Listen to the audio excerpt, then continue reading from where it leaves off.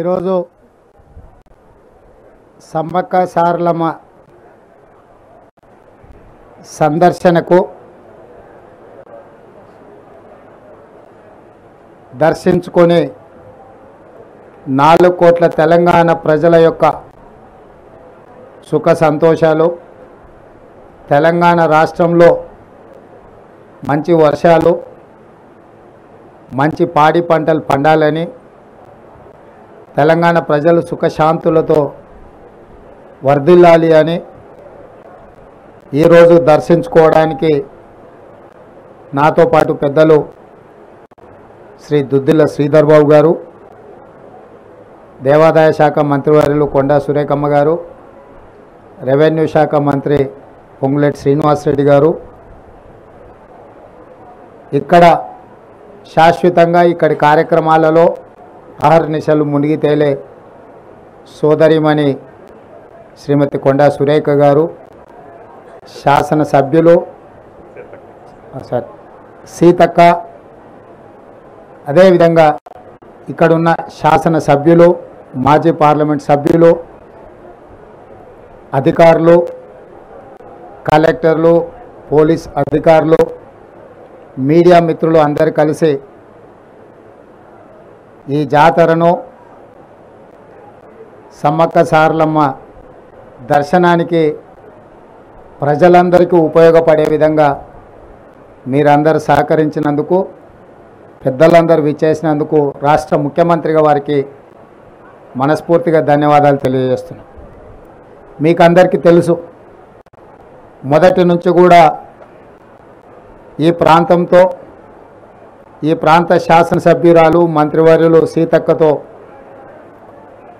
నాకున్న వ్యక్తిగతమైన అనుబంధము, రాజకీయంగా మేమిద్దరము కలిసి చేసిన ప్రయాణము, ముఖ్యమైన ఏ కార్యక్రమం తీసుకున్నా ఇక్కడనే సమ్మక్క సారలమ్మ ఆశీర్వాదం తీసుకొని మేము ఏ ముఖ్యమైన కార్యక్రమాలు తీసుకున్నా ఇక్కడి నుంచే మొదలుపెట్టినాం. సమ్మక్క సారలమ్మ ఆశీర్వాదంతో ఈరోజు తెలంగాణ రాష్ట్రంలో ఇందిరమ్మ రాజ్యము కాంగ్రెస్ ప్రభుత్వం ఏర్పడ్డది. పోయిన సంవత్సరం ఫిబ్రవరి 6, 2023 నాడు హాత్సే హాత్ జోడో కార్యక్రమాన్ని కూడా ఇక్కడి నుంచే మేము ప్రారంభించడం జరిగింది. ఆ రోజే చెప్పినాం, తప్పకుండా రాబోయే ఎన్నికల్లో ప్రజా తీర్పు కాంగ్రెస్ పార్టీకి అనుకూలంగా ఉంటుంది, ప్రజాప్రభుత్వం ఏర్పడుతుంది, పెద్ద ఎత్తున రాబోయే సమ్మక్క సారలమ్మ జాతరను మా చేతుల మీదుగా భక్తులకు అసౌకర్యం కలగకుండా అన్ని రకాల ఏర్పాట్లు మేమే సొంతంగా పర్యవేక్షించి ఏర్పాటు చేస్తామని ఆ రోజు చెప్పడం జరిగింది. అదేవిధంగా ఈరోజు అమ్మల ఆశీర్వాదంతో అధికారం వచ్చింది. సీతక్క గారు మంత్రివర్యులైనరు, సురేఖమ్మ గారు మంత్రివర్యులైనరు, మాకందరు కూడా వివిధ హోదాలు, బాధ్యతలు, ఆశీర్వాదంతో మాకందరికి అవకాశం వచ్చింది. ఈరోజు ఆ బాధ్యతతోటి దాదాపుగా 1,50,00,000 మంది భక్తులకు ఎలాంటి అసౌకర్యం కలగొద్దు, ఏర్పాట్లలో లోపం ఉండొద్దు అని చెప్పి మా ప్రభుత్వం 110 కోట్ల రూపాయల నిధులను కేటాయించి అహర్నిశలు ఎన్నికలు ముగిసిన వెంబడే జాతర ఏర్పాట్లను పర్యవేక్షించాల్సిన పరిస్థితిలో పొంగులేటి శ్రీనివాసరెడ్డి గారిని, కొండా సురేఖ గారిని, సీతక్క గారిని, పొన్నం ప్రభాకర్ గారిని, వీళ్ళందరినీ కూడా సమన్వయం చేసి మంత్రులతో ఒక బృందాన్ని ఏర్పాటు చేసి పేద ప్రజలందరికీ కూడా రవాణా ఇబ్బందులు ఉండొద్దు అని, ముఖ్యంగా ఆడబిడ్డలకు ఆర్టీసీ బస్సులో ఉచిత ప్రయాణాన్ని మా ప్రభుత్వం తీసుకున్న మొట్టమొదటి తొలి నిర్ణయం. ఈరోజు ఈ జాతరకు లక్షలాది మంది ఆడబిడ్డలు వస్తున్న సందర్భంగా 6,000 బస్సులతో రవాణా సౌకర్యాలు ఏర్పాటు చేసినాము. అన్ని డిపోలలో ఉన్న బస్సులను ఇక్కడికి పంపాలని ఆదేశాలు ఇవ్వడం జరిగింది. అదనంగా 100 కొత్త బస్సులను కొని ఈ జాతర ఏర్పాట్లలో వాటిని వినియోగించడం జరిగింది. అదేవిధంగా ఈరోజు దాదాపుగా రాష్ట్రంలో 18 కోట్ల మంది ఆడబిడ్డలు బస్సు ఉచిత ప్రయాణం మా ఎన్నికల హామీలో భాగంగా ఏర్పాటు చేస్తే వినియోగించుకున్నారు. ఈరోజు జాతర కూడా లక్షలాది మంది వస్తున్నారు అని అంటే అది ప్రభుత్వం తీసుకున్న నిర్ణయం. ఈరోజు ఆడబిడ్డలందరూ కూడా ఉపయోగపడ్డది. ఇదే కాకుండా రాజీవ్ ఆరోగ్యశ్రీ కావచ్చు, ఇతర కార్యక్రమాలు కావచ్చు,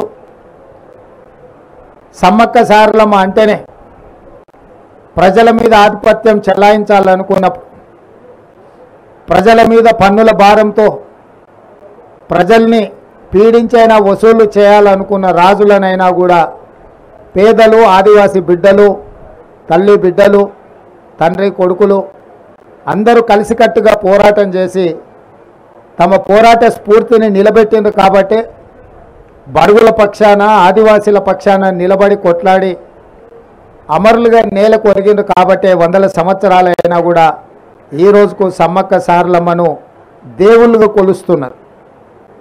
మనుషులుగా తమ యొక్క నమ్ముకున్న ప్రజల కోసం నిలబడి పాలకులతో కొట్లాడినందుకు ఈరోజు వాళ్ళు అమరులై దేవతలుగా ఇక్కడ వెలిసిల్లుతున్నారు. అంటే ఆనాటి నుంచి ఈనాటి వరకు పాలకులు ప్రజల్ని వేధించినప్పుడు, పీడించినప్పుడు, ఆధిపత్యం చెలాయించాలనుకున్నప్పుడు ఎవరో ఒకరు నిలబడతారు. నిలబడ్డవాడు నిటారుగా నిలబడి కొట్లాడి పేద ప్రజల పక్షాన విజయం సాధిస్తారనే స్ఫూర్తి ఈ సమ్మక్క సారలమ్మ నుంచి మేమందరం పొందినాం. ఆ స్ఫూర్తితోనే 10 సంవత్సరాలు నిరంతరం పాలకులు చేస్తున్న అరాచకాన్ని, దోపిడీని, ప్రజల మీద ఆధిపత్యాన్ని చెలాయించాలనుకున్న, మేమే రాజులం, శాశ్వతం అనుకున్న వాళ్ళ మీద తిరగబడి పేదల పక్షాన కొట్లాడినాం. ఆ రోజు ఎన్నో ఒడిదుడుకులను ఎదుర్కొని నిలబడడం వల్ల ఈరోజు పేదల ప్రభుత్వం ఏర్పడ్డది. అంటే సమ్మక్క సారలమ్మ స్ఫూర్తి ప్రజాస్వామిక దేశంలో, తెలంగాణ రాష్ట్రంలో మమ్మల్ని అందరినీ కూడా ప్రభావితం చేసి ఈ పోరాటంలో ముందుకు నడిపించడం వల్ల ఈరోజు ప్రజాప్రభుత్వం ఏర్పడ్డది. ప్రజాపాలన ద్వారా ప్రజల దగ్గరికి చేరువై ప్రజా సమస్యల్ని పరిష్కరించడానికి మా శాయశక్తుల ప్రయత్నం చేస్తున్నాం. మా ప్రయత్నాల వల్ల 100% సమస్యలు పరిష్కారమైనవని నేను అన్నాను. కానీ ప్రజలకు ఒక భరోసా, ఒక విశ్వాసం, ఈ ప్రభుత్వం మాది, ఈ ప్రభుత్వానికి మేము చెప్పుకోవచ్చు, ఈ ప్రభుత్వం దగ్గరికి మేము వెళ్ళొచ్చు, ఈ ప్రభుత్వం మా దగ్గరకు వస్తుంది, మా గ్రామాలలో మా మాట వింటుంది, మా గ్రామాలలో ఉండే సమస్యల్ని ఈ ప్రభుత్వం పరిష్కరిస్తుంది, తండాలలో, గూడాలలో కూడా ప్రజాపాలన ప్రజలకు చేరువవుతుందనే నమ్మకాన్ని ఈ 75 రోజుల్లో మేము కల్పించే ప్రయత్నం చేసాం. ఇక భవిష్యత్తులో కూడా ఈ స్ఫూర్తిని కొనసాగిస్తాం. ప్రజలకు ఏం కావాలో ప్రజలను అడిగి తెలుసుకుంటాం. మా ఎజెండా ప్రజల ఎజెండా. ప్రజలు ఏ అంశాలైతే మా దృష్టికి తీసుకొస్తున్నారో వాటిని ఎజెండాగా మార్చి మా ప్రభుత్వ విధానాలుగా మేము నిర్ణయం తీసుకొని ముందుకు వెళ్తున్నాము. ఈరోజు ఈ ప్రాంత అభివృద్ధి కోసం దక్షిణ కుంభమేళా లాంటి దాదాపుగా 1.5 కోటి భక్తులు ఈ ప్రాంతానికి వస్తే కేంద్ర ప్రభుత్వాన్ని చాలా సంవత్సరాల నుంచి జాతీయ పండుగగా, అందుకే కేంద్ర ప్రభుత్వం ఉత్తర భారతం, దక్షిణ భారతం అనే వివక్ష చూపించడం మంచిది కాదు. దక్షిణ భారతదేశంలోనే కాదు, ప్రపంచంలోనే సమ్మక్క సారలమ్మ జాతరకు ఒక ప్రత్యేకమైన గుర్తింపు ఉంది. వారి వీరోచిత గాథ చరిత్ర పుటలలో ఉన్నది. కాబట్టి కేంద్ర ప్రభుత్వం నిర్లక్ష్యం చేయకుండా ప్రధానమంత్రి గారు రావాలి, సందర్శించుకోవాలి అని చెప్పి ఈ సందర్భంగా నేను వారికి విజ్ఞప్తి చేస్తున్నా. అదేవిధంగా మా వరకు ఫిబ్రవరి 6 తారీఖు నాడు మేము మొదలుపెట్టిన యాత్ర విజయవంతమై ఈరోజు అధికారికంగా ప్రభుత్వంలోకి వచ్చి అధికారిక లాంఛనాలతో ఈరోజు ఈ జాతరను మేము నిర్వహించినాం. భవిష్యత్తులో ఇంకా సమయం ఉంటుంది కాబట్టి ఈ ప్రాంతంలో భక్తులకు అన్ని రకాల వసతులు, సౌకర్యాలు, ఎవరికి ఎలాంటి ఇబ్బందులు జరగకుండా అత్యంత పేదలు, నిరుపేదలకు ఈరోజు గుళ్ళల్లో వెళ్తే శ్రీమంతులు, ఆగర్భ శ్రీమంతులు వజ్రాలు, వైదూర్యాలు, బంగారము ఇచ్చే సాంప్రదాయం ఉంది, లేకపోతే వాళ్ళ శక్తి మేరకు ఇచ్చే. కానీ పేదవాడు బాధపడుతుంటే సమ్మక్క సారలమ్మ ప్రత్యక్షమై శ్రీమంతులు బంగారం ఇస్తుంటే మేమేమి ఇయ్యలేకపోతున్నామని బాధపడుతున్న సందర్భంగా నీ ఇంట్లో ఉన్న ఒక బెల్లం ముక్క ఇచ్చినా అదే మాకు బంగారము అని వారి కళ్ళలో ఆ భక్తుడికి చెప్పడం వల్ల ఈడ మనము బెల్లంతోనే ముడుపు చెల్లించుకునే సాంప్రదాయానికి తెరలేసింది. మా కొండా సురేఖ గారు ఒకవేళ భక్తులు ప్రత్యక్షంగా ఇక్కడికి రాకపోయినా ఆన్లైన్లో కూడా ఆ విధమైన వెసులుబాటు కల్పించే విధంగా మా ఎండోమెంట్స్ డిపార్ట్మెంట్ కూడా ఏర్పాట్లు చేసింది. సీతక్క అయితే స్వయంగానే ఇక్కడ ఉండి అహర్నిశలు ఇక్కడనే భక్తుల యొక్క ప్రతి అవసరాన్ని దృష్టిలో పెట్టుకొని ఇక్కడనే వారు ఉండి ఏర్పాట్లు చేయడం జరిగింది. ఇదంతా కూడా మాకు వచ్చిన గొప్ప అవకాశం. ఈ అవకాశాన్ని ప్రజలకు ఉపయోగించాలనేదే మా ఆలోచన. అదేవిధంగా ఎన్నికల్లో ఇచ్చిన 6 గ్యారెంటీలలో మరో 2 గ్యారెంటీలను 27 తారీఖు నాడు సాయంత్రము ప్రారంభించబోతున్నాము. ప్రధానంగా 500 రూపాయలకే సిలిండర్ ఇచ్చే మహిళలకు చేయూతనిచ్చే విధంగా ఈరోజు సిలిండర్ 500 రూపాయలకి ఇచ్చే కార్యక్రమం. రెండవ కార్యక్రమము పేదవాళ్లకు 200 యూనిట్ల వరకు తెల్ల రేషన్ కార్డు ఉన్న ప్రతి పేదవాడికి ఇంటికి ఉచితంగా విద్యుత్తునిచ్చే కార్యక్రమాన్ని ఫిబ్రవరి 27 తారీఖు నాడు సాయంత్రము ప్రారంభించబోతున్నాము. ఆ కార్యక్రమానికి శ్రీమతి ప్రియాంక గాంధీ గారు కూడా హాజరు కాబోతున్నారు. రాష్ట్రంలో ఉన్న చిక్కుముడులను అన్ని విప్పుకుంటూ ఒక్కొక్కటి పరిష్కరించుకుంటూ ప్రజలకు ఇచ్చిన హామీలను అమలు చేసుకుంటూ దాదాపుగా ఈరోజు ఉచిత బస్సు రవాణా సౌకర్యం కావచ్చు, లేకపోతే రాజీవ్ ఆరోగ్యశ్రీ ద్వారా 10 లక్షల రూపాయలు పేదలకు వైద్యానికి అందించడం కావచ్చు, ఇప్పుడు ప్రారంభించబోయే 500 రూపాయలకే సిలిండర్ కావచ్చు, అదేవిధంగా 200 యూనిట్ల వరకు ఇంటికి ఉచిత కరెంటు కావచ్చు. మేము వచ్చిన 60 రోజుల్లో 25,000 ప్రభుత్వ ఉద్యోగ ఖాళీలను భర్తీ చేసినాం. స్టాఫ్ నర్సులుగా 6,956 మంది, 441 సింగరేణి ఉద్యోగులు, దాదాపుగా 15,000 పోస్టులు పోలీసులు కావచ్చు, ఎక్సైజ్ కావచ్చు, అదేవిధంగా ఫైర్ డిపార్ట్మెంట్ కావచ్చు. వీటన్నిటితో పాటు మార్చి 2 తారీఖు నాడు మరొక 6,000 పైచులకు ప్రభుత్వ ఉద్యోగాలు భర్తీ చేయబోతున్నాము. మేము ఏదైతే 2 లక్షల ఖాళీలను భర్తీ చేస్తామని చెప్పినామో ఇలా గర్వంగా 25,000 ఉద్యోగాలు మేము భర్తీ చేసినామని ప్రజలకు కనిపించే విధంగా, కుళ్ళుకుంటున్న వాళ్ళకి వినిపించే విధంగా ఎల్బీ స్టేడియంలోనే వేలాది మంది సమక్షంలో నియామక భర్తీల పత్రాలు వాళ్ళ చేతికి అందజేసినాం. ఎందుకంటే ఇచ్చినా కూడా ఇయ్యలేదని అబద్ధ ప్రచారాలతోని గోబెల్స్ కంటే కూడా వాళ్ళ బాబుల్లాగా తయారై మామ అల్లుళ్ళు తండ్రి కొడుకులు మా ప్రభుత్వం మీద దాడి చేసే ప్రయత్నం చేస్తున్నారు. కాబట్టి ప్రజల కళ్ళెదురుగా నిరుద్యోగ యువకులకు ఉద్యోగ అవకాశాలు కల్పించినాము. శ్రీధర్ బాబు గారి నేతృత్వంలో ఐటీఐలను ఈరోజు స్కిల్ యూనివర్సిటీస్గా మార్చి 65 ఐటీలను 2,000 కోట్లతోని నైపుణ్యాన్ని అభివృద్ధి చేయాలని ఈరోజు తెలంగాణ రాష్ట్రంలోనే 10 స్కిల్ యూనివర్సిటీలను ప్రారంభించి గ్రామీణ ప్రాంతాలలో ఉండే చదువుకున్న నిరుద్యోగ యువకులకు నైపుణ్యాన్ని నేర్పించి ఆర్థికంగా బలపడే విధంగా ఉద్యోగ ఉపాధి అవకాశాలు కల్పించే విధంగా ఈరోజు మా రాష్ట్ర ప్రభుత్వం ప్రణాళికలు చేపడుతుంది. సాగునీటి ప్రాజెక్టుల్లో జరిగిన అక్రమాలు, దోపిడీ, నిర్లక్ష్యము కళ్ళగట్టినట్టుగా మొన్ననే మీరు చూసారు. మేడిగడ్డ కావచ్చు, అన్నారం కావచ్చు, సుందిల కావచ్చు, మొత్తం కాళేశ్వరం ప్రాజెక్టే మేడిపండులాగా తయారైందని మీ కళ్ళ ముందరలో చూపించినాం. కృష్ణానది జలాల దోపిడీ కళ్ళు మూసుకొని కేసీఆర్ ఫామ్ హౌస్లో ఉండడం వల్ల ఆంధ్రప్రదేశ్కు సంబంధించిన ముఖ్యమంత్రి గారు ఆ రాష్ట్రము అధికారికంగానే అన్ని తరలించకపోతుంటే ఆనాడు నిర్లక్ష్యం వహించారు. ఆ విషయంలో కూడా ఉత్తమ్ కుమార్ రెడ్డి గారు శాసనసభలో అన్ని వివరాలను బయటపెట్టారు. రాష్ట్రం అప్పుల పాలైంది, 7 లక్షల కోట్ల రూపాయల అప్పులు తీసుకొచ్చి రాష్ట్రాన్ని మొత్తం దివాలా వేయించండి. అదేవిధంగా విద్యుత్ విషయంలో కూడా జరిగిన దోపిడీని, చేసిన తప్పులను ఉప ముఖ్యమంత్రి గారు బట్టి విక్రమార్క గారు కూడా ప్రజలందరికీ వివరించే ప్రయత్నం చేసింది. నేను ఎందుకు ఈ వివరాలన్నీ చెప్తున్నా అంటే 10 సంవత్సరాలలో 60 సంవత్సరాల ఉమ్మడి రాష్ట్రంలో సమైక్య పాలనలో కూడా జరగనంత అన్యాయము, దోపిడీ, నిర్లక్ష్యం ఈ 10 సంవత్సరాలలో చంద్రశేఖరరావు గారు పాల్పడ్డారు. ఆ వివరాలన్నింటినీ ప్రజలకు మేము పూర్తిగా వివరించినాం. ఈ 10 సంవత్సరాలు ఆయన దోపిడీ చేస్తున్నప్పుడు పిల్లి కళ్ళు మూసుకొని పాలు తాగింది అన్నట్టుగా మోడీ గారు కూడా ఒక్కరోజు కూడా కేసీఆర్ని నిలువరించే ప్రయత్నం చేయలే. ఈరోజు బీజేపీ వాళ్ళు అంటున్నారు మాకు సిబిఐకి మేము తెలుస్తామని. 10 సంవత్సరాలు మీరే ఉన్నారు కదా, సిబిఐ మీదే, ఈడీ మీదే, ఇన్కమ్ ట్యాక్స్ మీదే. సింగిల్ కేసు అయినా కేసీఆర్ కుటుంబానికి వ్యతిరేకంగా మీరు ఎఫ్ఐఆర్ చేసిందా? ₹1 అవినీతి మీరైనా మీరేమన్నా విచారణ చేపట్టిందా? ప్రతిపక్షంలో మేము ఉన్నప్పుడు పదే మీకే అధికారికంగా ఫిర్యాదులు చేసినాం, కోర్టు నుంచి కూడా ఆర్డర్లు తీసుకొచ్చిన నేను, కానీ ఏ రోజు కూడా విచారణ చేయలే.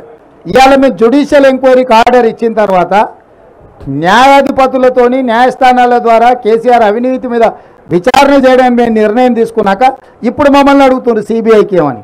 ఏందే అని ఓ బీజేపీ ఆయనని అడిగినా అది మా చేతికి వస్తే మాకు కూడా ఇంత గిల్లుకోనికి అవకాశం ఉంటుంది కదా సార్, మీరు జ్యుడిషియల్ ఇస్తే మాకేం వస్తుందని. అంటే వాళ్ళ ఆలోచన ఎంతసేపు ఉన్నా కేసీఆర్ దోపిడీలో కొంత వాటా తీసుకోవాలన్న ఆలోచనే తప్ప దాన్ని చర్యలు తీసుకోవాలన్న ఆలోచన లేదు. అందుకే ఈరోజు కాంగ్రెస్ పార్టీ కంప్లీట్ జ్యుడిషియల్ ఎంక్వైరీకి ఇవ్వడానికి నిర్ణయం తీసుకున్నది. తొందరలోనే రిటైర్డ్ హైకోర్టు జడ్జి సుప్రీంకోర్టు జడ్జిల చేత జరగబోయే విచారణను టీఆర్ఎస్ ప్రభుత్వం ఎదుర్కోవాల్సిన పరిస్థితులు ఉన్నాయి. కాబట్టి ఈరోజు తెలంగాణ ప్రజలకు మేము ఒకటే మాట ఇవ్వదలుచుకున్నాం. ఎన్నికల్లో మీకు ఇచ్చిన ప్రతి హామీని అమలు చేసే బాధ్యత మాది. రైతులకు 2 లక్షల రూపాయల రుణమాఫీ మీద కూడా బ్యాంకుల అందరితో చర్చలు చేస్తున్నాం. తొందరలోనే మీకు మంచి శుభవార్తను చెప్పబోతున్నాము. ఏ హామీని కూడా మేము వదలదలుచుకోలేదు. తప్పకుండా ఆ హామీలను అమలు చేసే బాధ్యత మాది. ఈరోజు మీరు అందరూ చూస్తారు, గతంలో ప్రతి పోస్టింగ్కు నగదు ఇస్తే తప్ప, నగదు బదిలీ చేస్తే తప్ప ప్రభుత్వ ఉద్యోగులకు పోస్టింగ్లు వచ్చేటివి కావు. ఇవాళ పారదర్శకంగా ఎవరైతే ప్రజలకు సేవలు అందిస్తారో వాళ్ళని గుర్తించి ఎక్కడ ఉన్నా కూడా సామాజిక న్యాయంతో పాటు అర్హులైన అధికారులకు అందరికీ పోస్టింగ్లు ఇచ్చినాం. ఇవాళ మీరు పోలీస్ డిపార్ట్మెంట్ కానీ, రెవెన్యూ డిపార్ట్మెంట్ కానీ, ఏ డిపార్ట్మెంట్ అయినా తీసుకోండి, ప్రభుత్వ ఉద్యోగులను అడగండి. కాంగ్రెస్ అధికారంలోకి వచ్చిన తర్వాత ప్రభుత్వ ఉద్యోగులకు న్యాయం జరిగిందా లేదా? గతంలో జీతం ఎప్పుడు వస్తుందో తెలియదు. నెల చివరి వరకు కూడా జీతాలు రాని పరిస్థితి ఉండే. మొదటి నెల 4వ తారీఖు నాటి జీతం ఇచ్చినాం, 2వ నెల 1వ తారీఖు నాడే జీతం ఇచ్చినాం. వాళ్ళే ఆశ్చర్యపోతున్నారు, మా జీతం 1వ తారీఖు నాడు మా ఖాతాలో పడ్డదంటే ప్రభుత్వ ఉద్యోగులు. అంటే పరిపాలనను దారిలో పెట్టే ప్రయత్నం చేస్తున్నాము. ఇంకా చాలా చేయాల్సింది ఉంది. రాత్రి పగళ్ళు మేము కష్టపడుతున్నాము. మీరు చూడండి, ఇన్ని రోజుల్లో ఏ ఒక్క రోజైనా ఒక గంట అయినా నేను కానీ మా మంత్రులు కానీ ఎక్కడైనా సెలవు తీసుకున్నామా? ప్రతిరోజు ప్రతి నిమిషము పరిపాలనను దారిలో పెట్టి పేదలకు మేలు జరిగే విధంగా పేదలకు అందుబాటులో ఉండే పరిపాలన అందిస్తున్నాము. ఏ రోజు కూడా మేము ప్రజలకు అందుబాటులో లేము అనేదే లేదు. సచివాలయం ప్రజలది అని చెప్పి సచివులను కలుసుకోవడానికి ప్రజలు ఎవరైనా రావచ్చు అని స్పష్టంగా ఈరోజు అవకాశం కల్పించినాం. సచివాలయం ఎట్లుందో మేము వచ్చేవరకు మీడియా మిత్రులు లోపలికి రాలే, గేట్ బయటలుండి చూసుడే తప్ప లోపలికి రాలే. ఇవాళ స్వేచ్ఛగా మమ్మల్ని కూడా పోనీ, సీతక్క పోతే పట్టుక పోలీసులు పట్టుకపోయారు, నేను పోతే పోలీసులు పట్టుకపోయారు. మా సంగతి కాదు, పోనీ మిమ్మల్ని ఇచ్చినట్టే మీకు కూడా అవకాశం రాలే. కానీ ఇవాళ అన్ని చేంబర్లు మీరు తిరిగే పరిస్థితి వచ్చింది. స్వేచ్ఛ అనేది ఈరోజు తెలంగాణ సమాజానికి కాంగ్రెస్ పార్టీ ఇచ్చింది. ఇక సంక్షేమం అభివృద్ధి కార్యక్రమాలు నిరంతరం తప్పకుండా వాటి అన్నిటిని కూడా కొనసాగిస్తాము. ఏ సమ్మక్క సారలం ఆశీర్వాదంతో ఈరోజు పేదల ప్రభుత్వం ప్రజాప్రభుత్వం వచ్చిందో తప్పకుండా పేదల ఆకాంక్షలను నెరవేర్చడానికి రాష్ట్రంలో మేము మాట ఇచ్చిన 6 గ్యారెంటీలను అదేవిధంగా మేము చేస్తామన్న అభివృద్ధి కార్యక్రమాలను ముందుకు తీసుకెళ్తాము. మీ అందరి సహకారం ఉండాలి. ఈ ప్రాంతాన్ని అత్యధికంగా నిధులతో జాతర వచ్చినప్పుడే అభివృద్ధి కాదు, జాతర కోసం నిరంతరం ఇక్కడ జరగాల్సిన అభివృద్ధిని కూడా స్వయంగా నేనే పర్యవేక్షించి మా ఇద్దరు సోదరిమణుల నేతృత్వంలో ఈ ప్రాంతాన్ని అభివృద్ధి చేసే బాధ్యత కూడా మేము తీసుకుంటాం. అదేవిధంగా మీకు కూడా 10 ఏళ్ళు మోసం జరిగింది మీడియా మిత్రులకు. మీ సమస్యలు కూడా తొందరలోనే ప్రెస్ అకాడమీ చైర్మన్ను తొందరలోనే నియమించబోతున్నాం.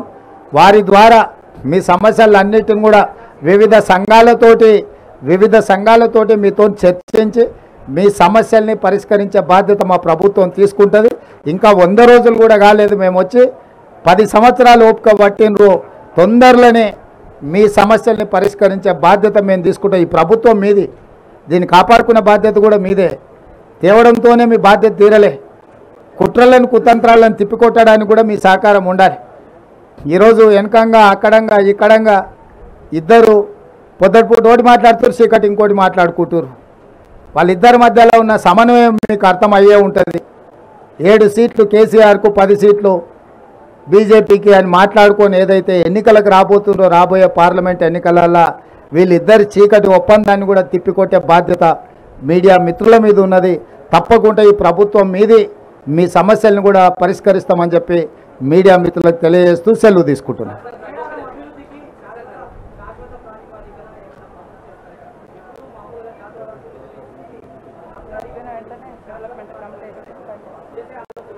తప్పకుండా జాతర అయిపోయిన తర్వాత డెవలప్మెంట్ కోసం మంత్రులతో ఒక కమిటీ చేసి శాశ్వతంగా ఇక్కడ ఏమేమి వసతులు కల్పించాలి, ప్రభుత్వం ఏం నిర్ణయాలు తీసుకోవాలో వాటన్నిటినీ ఆ కమిటీ సూచనల మేరకు ప్రభుత్వం నిధులు కేటాయించి అభివృద్ధి చేయడం జరుగుతుంది.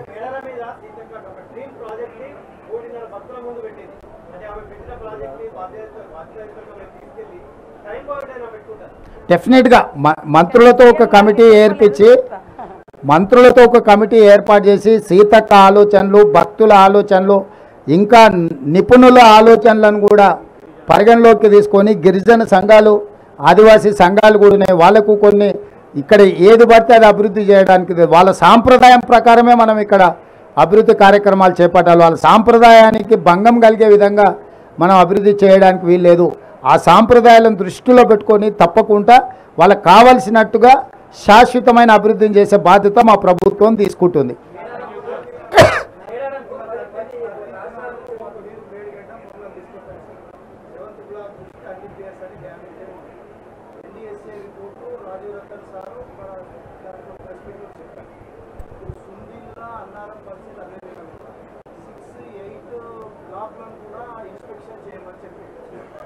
కాళేశ్వరం కథమైనట్లయిన ఒక భావన నాకు కలుగుతుంది. అది రివైవ్ అవుతుందా కాదా అన్నది ఒక ప్రజల్లో కూడా ఒక ఆందోళన ఉంటుంది. ఈ నేపథ్యంలో తెలంగాణ మన ప్రభుత్వం గోదావరి మీద ప్రత్యామ్నాయంగా ఏదైనా ప్రాజెక్టు గురించి ఆలోచిస్తున్నారు అంటే ఒకటి ఇక్కడ మీరు అర్థం చేసుకోవాల్సింది, మనం చూసి ఒక అంచనాకు వచ్చినాం, కానీ నిపుణుల నివేదిక లేకుండా మనము నిర్ణయాలు తీసుకోలేము. అందుకే స్పష్టంగా రాష్ట్ర ప్రభుత్వము నేషనల్ డ్యామ్ సేఫ్టీ అథారిటీకి మేము లెటర్ రాసినాం. అన్ని డ్యామ్లను మీరు పరిశీలించి నివేదిక ఇవ్వండి. ఇవి రిపేర్ చేయొచ్చా, రిస్టోర్ చేయొచ్చా, లేకపోతే శాశ్వతంగా వాటిని తీసేసి కొత్తవి కట్టాలనా, కొత్తవి కట్టాలంటే ఏ సాంకేతిక నిపుణులతో కట్టాలి, వీటన్నిటి మీద కూడా నివేదికలు కోరినాము. నిన్న మన మీరు అసెంబ్లీలో టీఆర్ఎస్లో మాటలు చూశారు, మేడిగడ్డలు నీళ్లు నింపురి అన్నారంకి ఎత్తిపోయారని. అసలు హరీష్ రావు దూలం లెక్క పెరిగింది కానీ దూడకున్న బుద్ధి కూడా లేదు. ఇప్పుడు అన్నారం బొక్కవారు అన్నారం నుంచి నీళ్ళు వచ్చి ఇది కొట్టుకపోతుంది మేడిగడ్డ, మళ్ళా మేడిగడ్డ నుంచి అయితే అన్నారంలో పోయింది అంటుండు. అన్నారంలో ఉన్న నీళ్ళే దానికి మొత్తం లీకేజీలు వచ్చి అది కూలిపోయేటట్టుందని దాంట్లో ఉన్న నీళ్ళు కిందికి వదిలాం. వాళ్ళు మన అసెంబ్లీలో చేసిన వాదన మొత్తం చూడండి. నేను అందుకే చెప్తున్నా, దూలం లెక్క పెరిగితే సరిపోదు, దూడకున్న బుద్ధి అని ఉండాలి అని హరీష్ రావుకి చెప్పదలుచుకున్నా. ఈ మేడిగడ్డ కూలింది అని మేడిగడ్డలు నీళ్లు తీసేసినాం. ఇప్పుడు అన్నారం కూలేటట్టుందని అన్నారంలో ఉన్న నీళ్ళు తొలగిస్తే మళ్ళీ మేడిగడ్డ లాపంటే ఎత్తి అన్నారంలో పోయాలంట. అసలు ఏమన్నా మెదడు ఉండే ఆలోచన? అందుకే వాళ్ళు ఏందనంటే చేసిన తప్పులను కప్పిపుచ్చుకోవడానికి ఎదురుదాడే ఒక మంచి విధానం అన్నట్టుగా వాళ్ళు ఒక ఆలోచన చేస్తున్నారు. కాబట్టి ఇప్పుడు స్పష్టంగా నిపుణుల నివేదికలు వచ్చిన తర్వాత మీరు చెప్తున్న ప్రతి అంశాన్ని పరిగణలోకి తీసుకుంటాం. ఏదేమైనా మహారాష్ట్ర ప్రభుత్వాన్ని ఒప్పించి తుమ్మిడిహెట్టి దగ్గర పాత ఒరిజినల్గా ఏదైతే డిజైన్ చేసినామో ఆ రోజు అక్కడ అది నిర్మించడం ద్వారా గ్రావిటీ ద్వారా ఎన్ని ఎకరాలకు నీళ్ళు ఇవ్వగలుగుతాం, వాటిని కూడా మా సాగునీటి నిపుణులు ఈరోజు అంచనాలు వేస్తున్నారు. తప్పకుండా వాటి అన్నిటిని దృష్టిలో పెట్టుకొని చేస్తాము. గోదావరి జలాలను పూర్తి స్థాయిలో ఉత్తర తెలంగాణకే కాదు, అవసరమైతే దక్షిణ తెలంగాణ ప్రాంతానికి కూడా నీళ్ళను వినియోగించుకోవడానికి కార్యాచరణ చేపడతాము. మేము హడావిడి చేయము, అపరం మేధావులం అని మేము చెప్పుకోము, 80,000 పుస్తకాలు చదివినామని అసలే చెప్పం. ఎందుకంటే ఎవరు చేయాల్సిన పని వాళ్ళే చేయాలి. మీకు తెలుసు కదా, దోబిక గదా నాకు గరక నాకు ఘాట్క అని. గాడిద చేయాల్సిన పని గాడిద చేయాలి, కుక్క చేయాల్సిన పని కుక్క చేయాలి. కుక్క పని గాడిద చేసింది అనుకోండి నడ్డి ఉడుగుతుంది. పరిపాలన చేయాల్సింది మనం. నిపుణులు ఇచ్చిన నివేదికల ప్రకారం మనం పరిపాలన చేయాలి. మనమే నిపుణులు అనుకొని అపరమేధావులం అనుకొని చేస్తే మేడిగడ్డలాగా అవుతుంది కథ. కాబట్టి కొంత ఆలస్యమైన దాన్ని పక్కడబందీగా చేయాలనేది మా ఆలోచన. తప్పకుండా ఆ ప్రాంతం నుంచి వచ్చిన మంత్రివర్యులు శ్రీధర్ బాబు గారు ఉన్నారు, పూర్తిగా దాని మీద నిరంతరం పర్యవేక్షిస్తున్నాం. దాన్ని తప్పకుండా మంచి జరిగేటట్లనే నిర్ణయం ఉంటుంది.